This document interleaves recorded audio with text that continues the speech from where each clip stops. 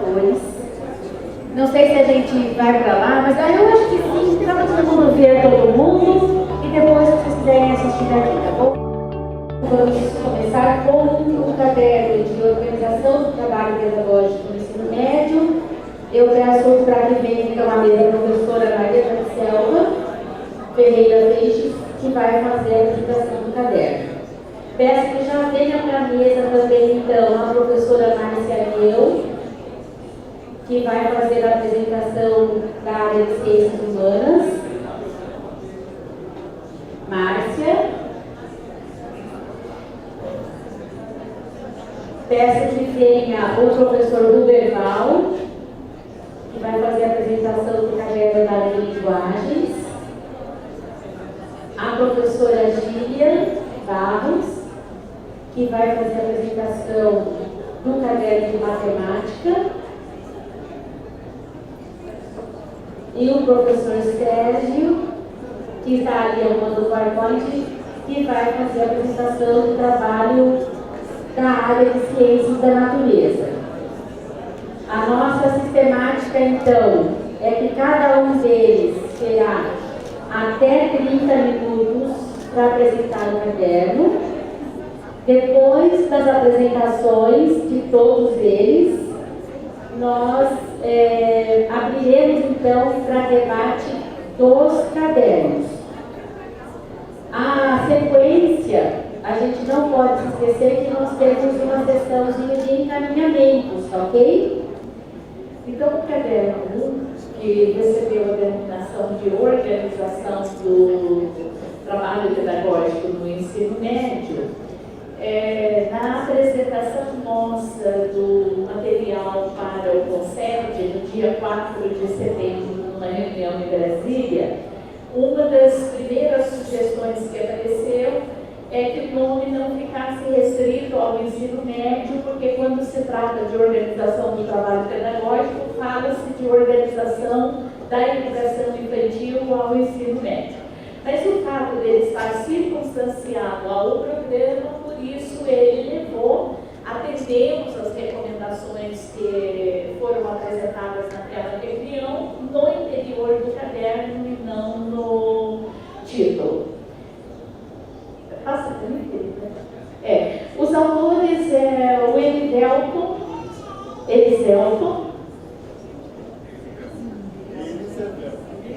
é que eu aprendi a chamar Eli.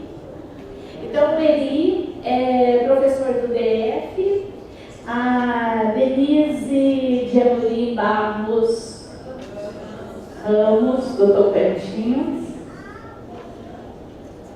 da Universidade Federal do Tocantins, a Fátima Godinho de Castro, da Rede Estadual do Paraná, da Educação Básica. Eu sou professora aposentada da Universidade Federal. A Marta Mariano, pedagoga da Rede Estadual do Paraná. E o Rogério, que é um estudante da pós-graduação da Universidade Federal de Uberlândia. Então, nós somos os autores desse caderno Organização do Trabalho Pedagógico no Ensino Médio. Não vai não. Apontamos aqui alguns objetivos. Eu não vou detalhar, porque na realidade, quando os relatos dos grupos foram feitos, isso apareceu de uma forma muito evidente e eu fui fazendo as anotações ali, principalmente do que tinha a ver no primeiro momento com esse segundo momento. Então, contribuir para a construção do novo desenho curricular do ensino médio com base nas DCNEM, e aí citamos o parecer 5 e a resolução 2. E outras legislações pertinentes. O CONCED também, naquela ocasião, solicitou que a gente fizesse esse acréscimo por se tratar de sistemas estaduais de ensino que tinham algumas legislações específicas que também precisariam ficar contempladas no caderno. Conseguiu? Obrigada. O segundo objetivo é fortalecer o diálogo institucional entre Universidade SEDUC e MEC, buscando uma unidade possível entre os programas de ensino médio dos estados e do Distrito Federal e os conteúdos do caderno da primeira e da segunda etapa do curso de formação de professores e coordenadores pedagógicos do ensino médio. O terceiro objetivo, nós levantamos o objetivo e levantamos dentro do objetivo algumas ações que implicariam nessa compreensão. Então, fortalecer a gestão democrática da escola, destacando o princípio da participação em todos os níveis, considerando a revitalização do conselho escolar, da associação de pais e mestres, do grêmio estudantil, do conselho de classe participativo. A outra ação dentro desse objetivo é a reelaboração do currículo do ensino médio, na nomenclatura que é proposta pedagógica curricular e a reescrita do projeto político-pedagógico. E a terceira ação, a efetivação do direito do professor à formação continuada e a construção da qualidade social da aprendizagem para todos os estudantes. O caderno, ele está organizado a partir dessa tentativa de desenho que nós fizemos aqui, né? Então, ele contempla apenas 3 unidades. Nisso, ele se diferencia dos demais cadernos, porque os demais cadernos têm 4 unidades, o nosso tem apenas 3. Entendendo que não tínhamos como dividir 4 unidades para não correr o risco de fragmentar a própria ideia de organização do projeto político-pedagógico. A primeira unidade trata da formação humana integral. Nisso nós discutimos a articulação entre os direitos à aprendizagem e à organização do trabalho pedagógico. Na segunda unidade, nós trabalhamos com a valorização e interpretação do planejamento participativo. E entendendo como documentos decorrentes do planejamento participativo, o projeto político-pedagógico da escola, a proposta pedagógica curricular, o plano de trabalho docente, o regimento escolar e os estatutos. Entendendo que esses são os instrumentos que constroem a mediação para a organização do trabalho pedagógico escolar. A terceira unidade, ela trata da formação continuada na escola, e aí nós discutimos o papel do gestor escolar e do coordenador pedagógico na configuração da hora-atividade, como espaço de elaboração, interpretação e avaliação coletiva do plano de trabalho docente. Então, trouxemos aqui quais são as dimensões que estão nas diretrizes, trabalho, ciência e tecnologia, como eixo integrador entre os conhecimentos e as diferentes, aí as distintas naturezas e o caráter desse conhecimento. E trouxemos do outro lado as 4 áreas de conhecimento, que é muito importante, pelo que a gente tem acompanhado, fazer essa discussão, especialmente para diferenciar a terminologia da legislação de 98. Só para lembrar que a terminologia de 98 terminava em seus códigos, né? Então, isso é muito importante trazer numa figura simples, para poder fazer essa... E aí remeter qual era a concepção que estava nas diretrizes de 91. Ainda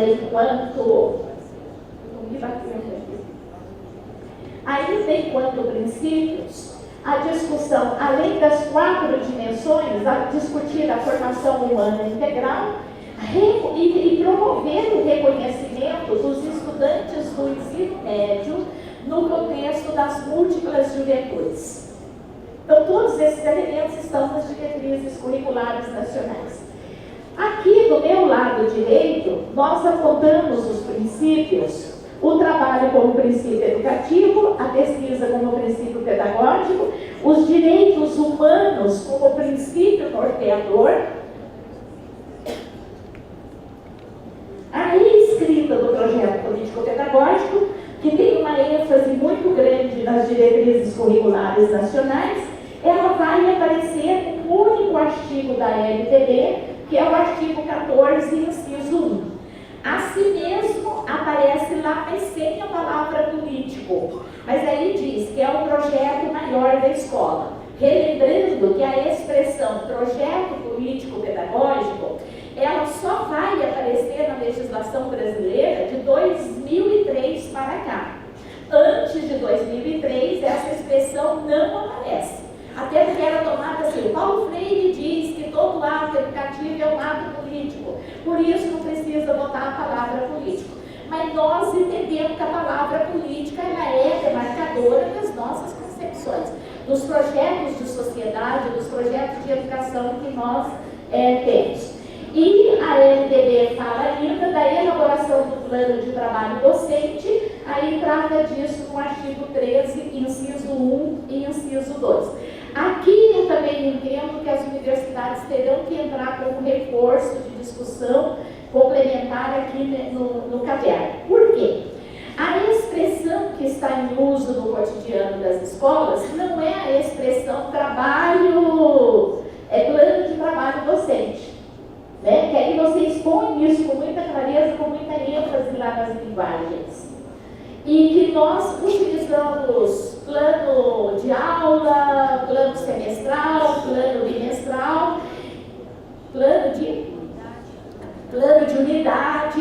Então, nessa hora, é preciso trazer esses conceitos aqui para o grupo, que também nós não enfocamos dessa maneira lá no caderno. Nós trouxemos o enfoque aqui na ideia do planejamento participativo, dizendo é direito do professor e também é dever do professor participar da elaboração do plano de trabalho docente. E também numa recomendação do CONSED, na reunião de 4 de setembro, que nós pudéssemos dar uma maior ênfase no regimento escolar e nas legislações específicas. E o regimento escolar e os estatutos ali do Conselho Escolar, do Grêmio Estudantil e da Associação de Pais e Mestres. Lembrando que todos esses órgãos de gestão democrática, eles estão claramente enfatizados no Plano Nacional de Educação. E dizendo, inclusive, a tarefa do regime de colaboração, realizar a formação continuada para que essas instâncias se efetivem de fato no interior da escola.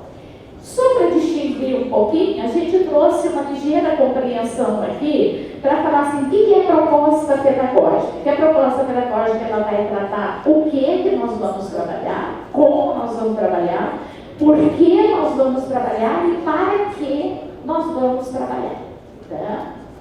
Na escola, as práticas educativas elas constituem espaço de participação política que permitem realizar a revisão dos papéis dos sujeitos e dos sentidos que esses sujeitos e esses papéis têm no interior da prática educativa e que, portanto, nessa condição é que se desenvolvem os processos de empoderamento.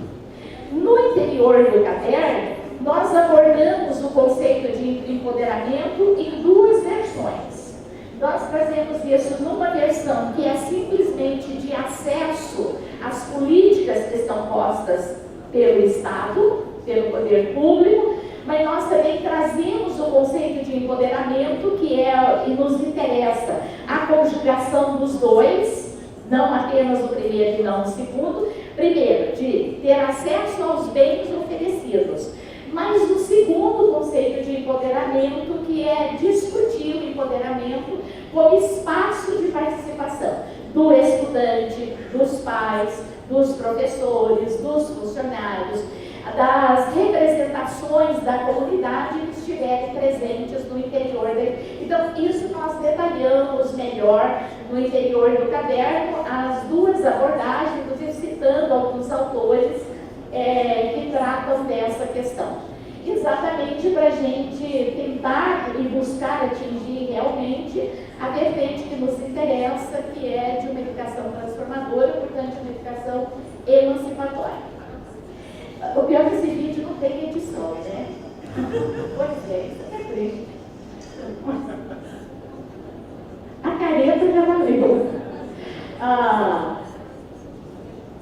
Então, assim, deixa eu recuperar aqui. Que é o empoderamento, o verdadeiro espaço de empoderamento.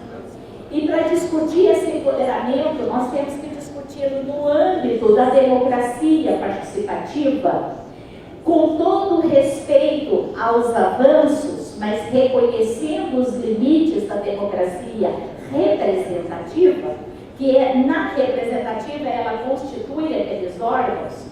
Nós tentamos apontar no caderno que tem 2 espaços de empoderamento em condições de igualdade que vai para além da democracia representativa, que é o Conselho de Classe Participativo e é a construção do projeto político-pedagógico. Porque aqui todos poderão participar em condições de igualdade. Na terceira unidade, nós realizamos uma discussão onde nós tentamos trazer o papel do gestor escolar na organização da hora de atividade para configurar um espaço de fato formativo para o professor, mas também no sentido de dar e apontar um caráter pedagógico para a função do diretor. Que o diretor entendesse que, para além das atividades administrativas e financeiras da escola, ele é o dirigente do projeto político-pedagógico. E, nesse sentido, a gente então indica que o caráter pedagógico ele tem que ser definido tanto por parte do gestor escolar como por todos os professores, considerando especialmente que o Plano Nacional de Educação, quando fala dos processos de gestão democrática, ele aponta que todo e qualquer servidor daquela escola, dependendo da normatização de cada unidade da federação, é potencialmente um candidato a diretor. Então, esse é o caráter que nós quisemos assim, dar um peso bem claro lá no caderno. Para dizer assim, ó, a atividade de gestão, ela não é uma atividade apenas do eleito, mas é também quando nós construímos um projeto para eleger um candidato a diretor.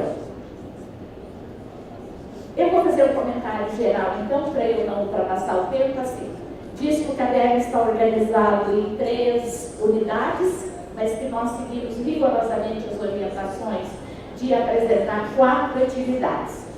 E nas conversas aqui, e depois da apresentação do professor Walter, isso ainda ficou muito mais claro para mim, como uma das autoras, e conversando com o meu grupo, todos eles reconheceram isso, que na elaboração das atividades, nós pusemos assim, que para realizar essa atividade tem que consultar esse vídeo. E quando nós escutamos o relato geral colocado aqui, ele não é uma realidade do Brasil, e aí eu não estou identificando apenas a questão da internet, parecendo que são alguns estados do norte ou do nordeste, não. É a realidade do Brasil. Em determinado lugar não tem acesso à internet. Então, nós já identificamos que precisa daquela atividade que o professor Walter colocou aqui, eu não sei se eu sei usar corretamente o conceito de trabalhar offline, é isso?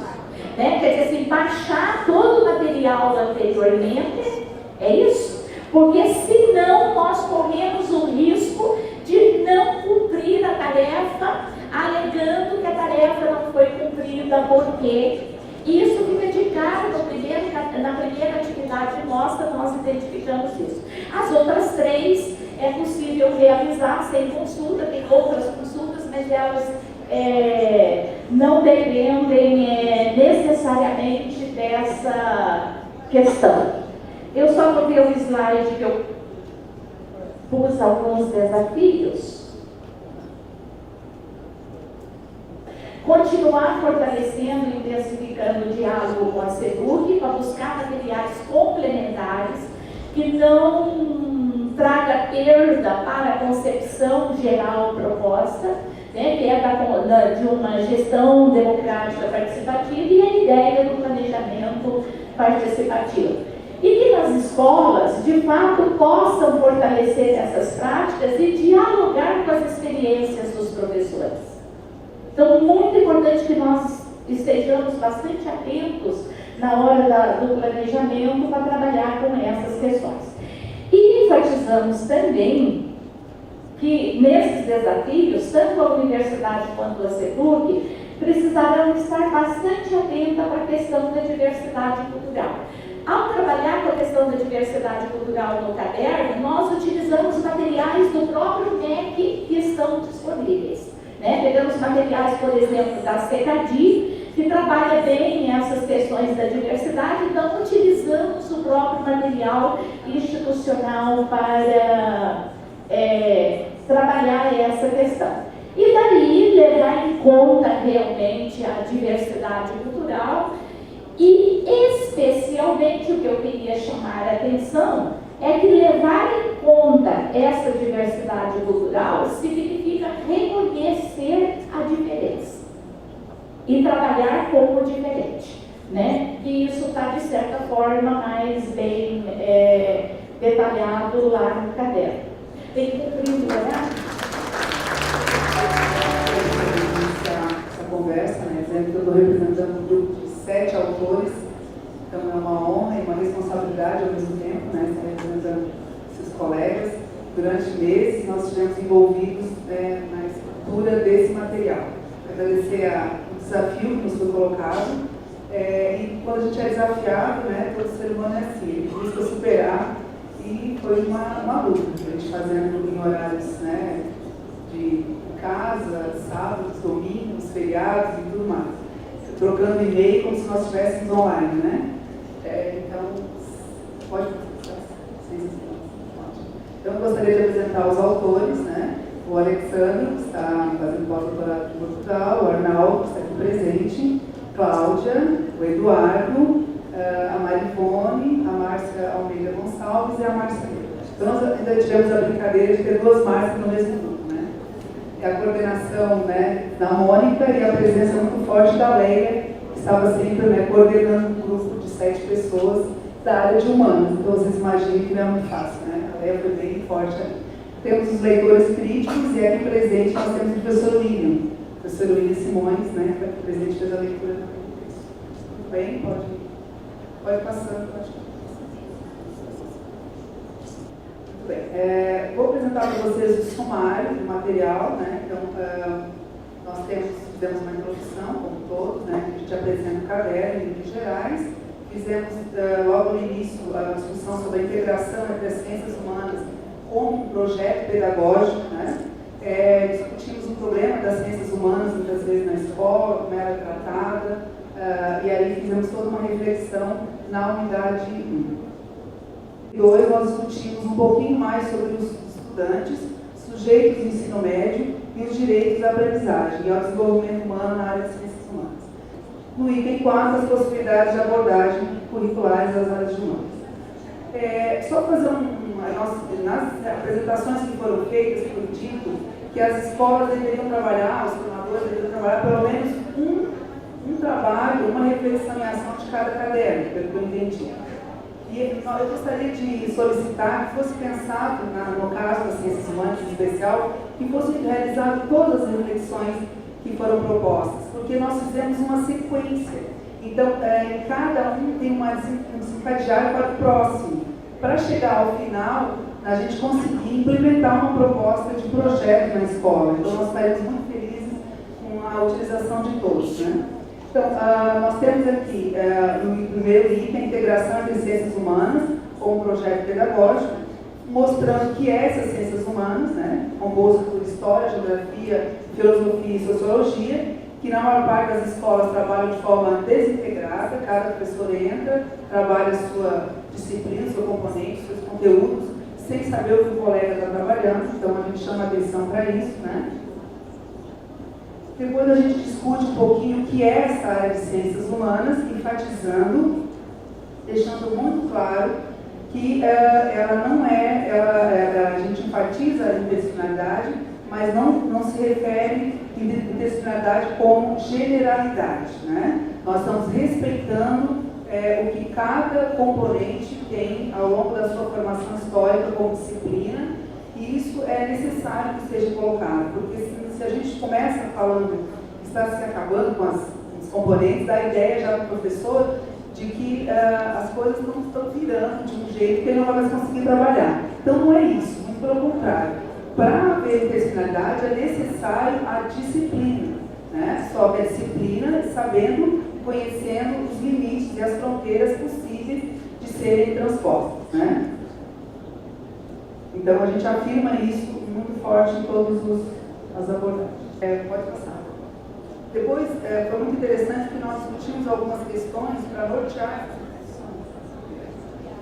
que na primeira nós discutimos o seguinte: nós podemos afirmar que conhecemos os estudantes do ensino médio, quando eles nasceram, como é que eles vivem, como é que eles gostariam de viver, qual é o valor que eles dão à família, como é que eles leem o mundo, a escola contribui para as práticas de leitura de mundo realizadas pelos jovens.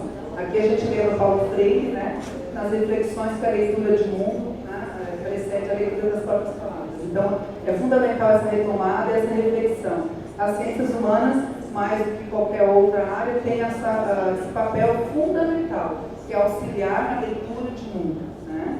Então, é isso que a gente chama bastante atenção. Os jovens estudantes do ensino médio que frequentam o período diurno apresentam as mesmas demandas daqueles que frequentam o período noturno? Segundo os jovens do ensino médio, qual é o papel dos seus professores na sociedade atual? O que eles pensam, os professores? Então, as ciências humanas são valorizadas por esses jovens? Ou eles torcem o nariz quando vão ter aula de filosofia, de sociologia, ou de geografia, ou de história? Quer dizer, o que a gente está fazendo para que haja, né, uma retomada da importância dessa área para a formação dos estudantes? E aí a gente faz uma reflexão que para nós é fundamental e é o que vai nortear todo o caderno, né? Que é a discussão a respeito do papel da desnaturalização, do estranhamento e da sensibilização. Todas as reflexões que a gente faz a partir da necessidade de se respeitar as diferenças, da necessidade de se ler o mundo, de sair desses preconceitos, ele perpassa por essa reflexão. É natural que isso aconteça, que a gente desnaturalizar aquilo que parece que está posto há muito tempo. Levar o estudante ao estranhamento das coisas que estão postas. E principalmente isso levar à sensibilização. Então, a partir dessas três bases, para nós consideramos fundamentais para o trabalho que as ciências humanas devem desenvolver nas escolas, né? E o valor que eles dão para a escola, porque a escola muitas vezes é a única forma que eles têm de vencer na vida, né? Eles acreditam firmemente que eles podem vencer na vida a partir dos estudos. E às vezes a escola, quando expulsa esses jovens, acaba, né, não permitindo que esses sonhos se realizem. O eixo de trabalho, o item 13, trabalho, cultura, ciência e tecnologia na área de ciências humanas, a gente já faz uma reflexão com todos esses eixos, perpassando pelos componentes curriculares e também pelas reflexões que vão ser feitas a partir da leitura de mundo desses jovens brasileiros. Nós chamamos a atenção para as manifestações sociais que ocorreram em junho de 2013, as jornadas de junho. Chamamos a atenção para o papel que esse jovem pode desempenhar, porque se a gente imaginar que esse jovem utilizou uma mídia, né, as redes sociais, conseguiram se mobilizar, eles têm um poder político muito forte, que nós, professores, podemos utilizar, auxiliá-los a dar um direcionador para esse poder político. E a gente pede para ele fazer essa reflexão, né? Depois a gente pede que o professor também planeje uma atividade considerando a realidade dos seus estudantes, que é uma grande dificuldade, apesar das ciências humanas exigir esse trabalho com o outro, com o conhecimento da realidade, é muito pouco esse trabalho. Quase não se conhece a realidade dos jovens, né? Muito bem, então por isso que a gente gostou muito dessa reflexão e ação também, nós gostaríamos muito que fosse feita por todos. No item 4, nós apontamos as possibilidades de abordagem, né? E aí nós falamos novamente no estranhamento, na desnaturalização, na sensibilização, que estava lá na unidade 2, chamamos a atenção para que todo o conhecimento disposto, chame para essa reflexão, né? Você desnaturalizar, você estranhar, sensibilizar. E aí, novamente, chamamos a atenção para a leitura de mundo, né, que para nós é fundamental, as ciências humanas têm esse papel, auxiliar na leitura de mundo. E aqui, algumas possibilidades de abordagem, nós chegamos a apontar algumas sem grande aprofundamento. A outra reflexão e ação que nós temos, também fizemos uma reflexão sobre o livro didático, porque o livro didático tem duas possibilidades. Ou o professor usa todinho, né, tenta usar só o livro didático na sua prática, ou ele não usa o livro que não gosta e vai para o quarto. Porque fica pior, né? Então a gente está sugerindo que o livro didático seja um recurso, mas não único, mas um recurso. E é um recurso muito interessante. E sugerimos um trabalho de construir, por exemplo, um projeto sobre o tema alimentação.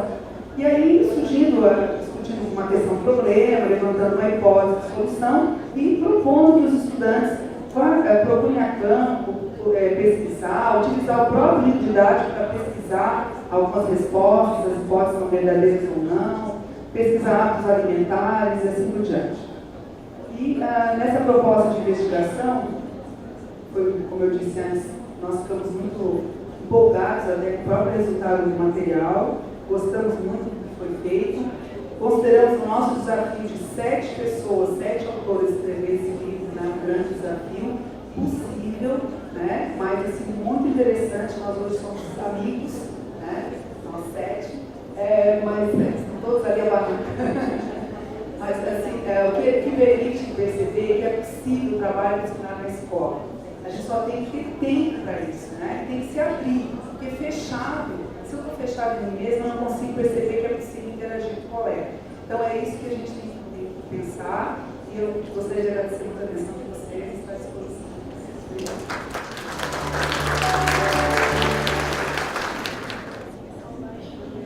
Bom, boa tarde a todos. Em primeiro lugar, gostaria de agradecer o convite para escrever esse caderno, né?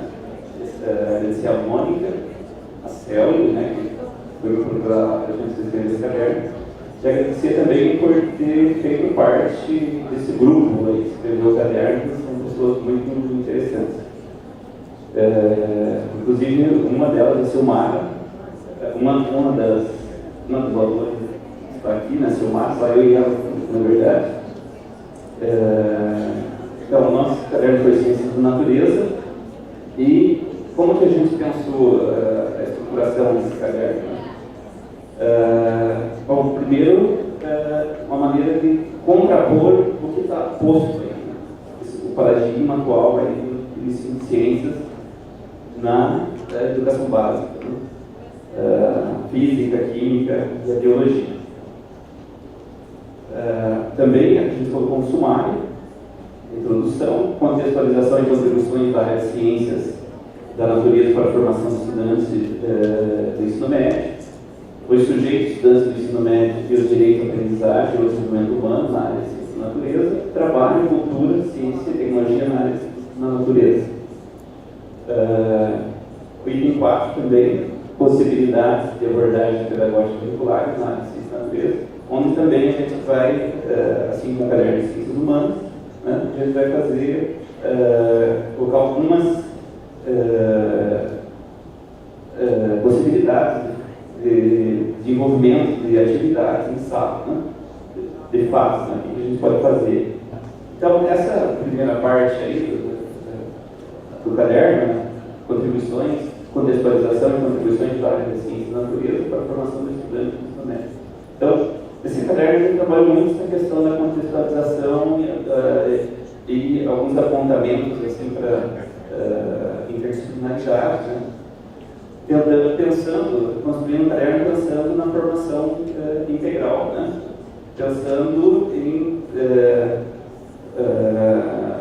em que essas disciplinas elas conversem, né? Não sejam isso que a gente vê na escola hoje, 50 em 50 minutos a gente vai lá e troca de canal, né? Mas pensar elas para estruturar de uma nova maneira, né? Haver um diálogo Fábio Pérez. E, na maioria das vezes, né, a ciência da natureza era vista, né, tanto a física quanto a química e a biologia, acho mais a física e a química, né, elas são vistas como disciplinas difíceis, né, complexas, de difícil assimilação. E é comum a gente ouvir nos conselhos de classe, né, que essas disciplinas são as que mais reprovam, mais retêm nos alunos. No entanto, os conhecimentos oriundos dessas disciplinas estão presentes aqui na nossa sociedade, né? Estão presentes em todos, de uma maneira geral, influencia todos nós. E se a gente não atribuir um sentido para as ciências da natureza, os alunos, com certeza, eles vão deixar de se interessar, né? Ou a gente trabalha de uma forma que seja interessante, tentando trazer a realidade, e quando eu estou falando de realidade, não é de hoje, né? A gente fala em levar a realidade das pessoas em consideração no momento de a gente planejar uma atividade, desenvolver uma sequência didática e tal. Se a gente for voltar na história e estudar a história das ideias pedagógicas, a gente vai voltar lá no João Amós Comines, de 1550, 1600. Né? Desde lá já estou falando isso. Né? E aí a gente tem que mostrar também que compreender que as ciências da natureza elas são constituídas, né, por atividades sociais e culturais produzidas no diálogo, com inúmeros outros conhecimentos. Tem a física aí relacionada com a arte, com a cultura, enfim, com outros conhecimentos. É preciso superar essa visão de que de cientista, né, que as pessoas têm uma visão errônea do que é o cientista. O cientista é um ser humano como qualquer outro. Os professores da universidade estão fazendo pesquisa, mas a gente tem meio que uma caricatura aí do que é o cientista. Né? Então, para a gente, pensando assim na superação, né, desse modelo, aí, a gente tem que a gente percebe que essas relações entre ciência, tecnologia e sociedade, elas podem contribuir para uma formação de um novo ser humano, um novo sujeito. Né? Bom, primeiro que a gente já percebe isso em sala de aula, a gente só não consegue lidar ainda muito bem com isso. Né?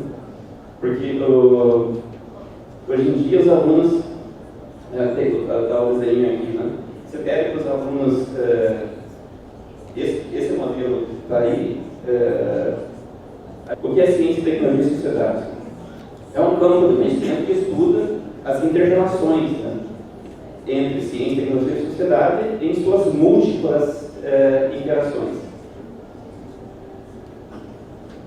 É comum a gente encontrar na literatura da educação em ciências essa denominação CTSA, Ciência, Tecnologia, Sociedade e Ambiente, pois alguns autores acreditam que é necessário reforçar aí, né, essa perspectiva que inclui o ambiente.